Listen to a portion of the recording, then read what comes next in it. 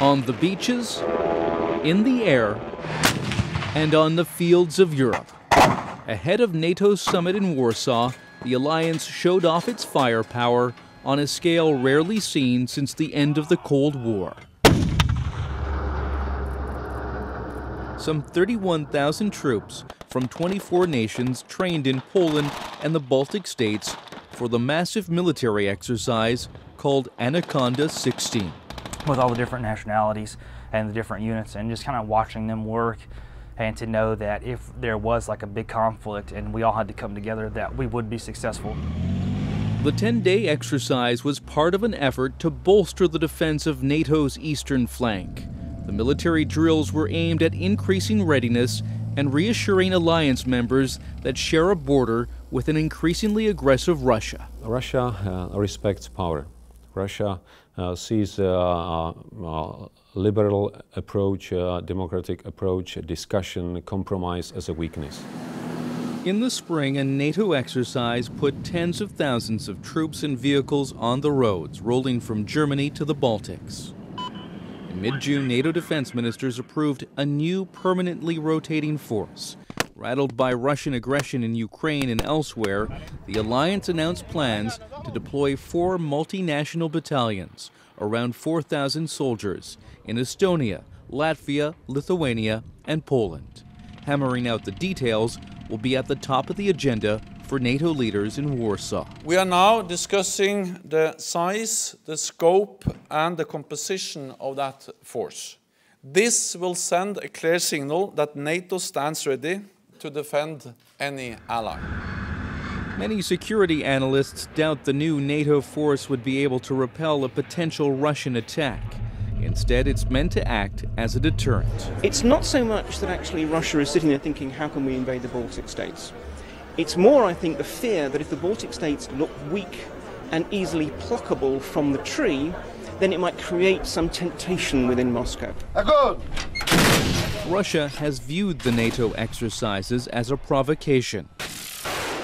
In response, it has carried out several snap military drills and said it would deploy 3 new divisions to western and southern Russia. Мы не скрываем, что у нас вызывает негативные отношения линия НАТО на продвижение своей военной инфраструктуры к нашим границам, на втягивание в военную деятельность блока других государств. Even before NATO's show of force, tensions with Russia were growing. We have 2 Russian Su-24s currently conducting multiple passes. In April, Russian jets buzzed the USS Donald Cook on patrol in international waters in the Baltic Sea. U.S. military officials described it as a simulated attack. If you've seen the movie Top Gun, okay, well, we don't need a replay of the Top Gun over the Baltic Sea. But that's the sort of activity that we've seen. It was unsafe in the movies, and it's unsafe in the airspace over the Baltic Sea today. With both sides increasing their military posturing, one security analyst warns the situation could spiral out of control. There is certainly a finite risk that a war could break out by miscalculation.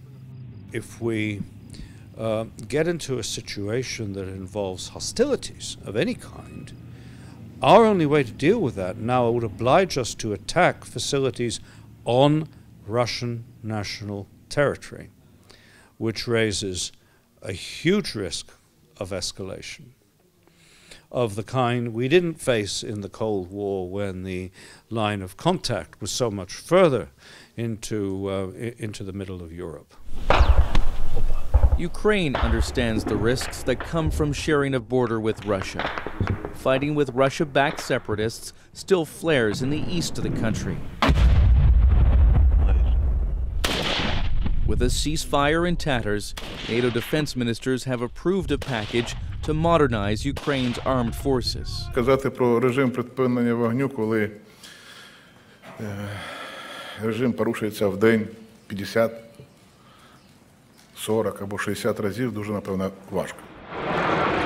Georgia, which conducted military exercises with NATO in May, knows well the havoc its northern neighbor can cause. The country was invaded by Russia in 2008, and Moscow supports the breakaway territories of South Ossetia and Abkhazia. An offer to join the alliance remains a distant prospect, but Georgia's president remains hopeful. I do expect that after Warsaw Summit we will have more tools and more resources for increasing our defensibility. All NATO members are going to be pushed to invest more in defense at the summit in Warsaw, faced with complex challenges from the Middle East, Afghanistan, and from Russia.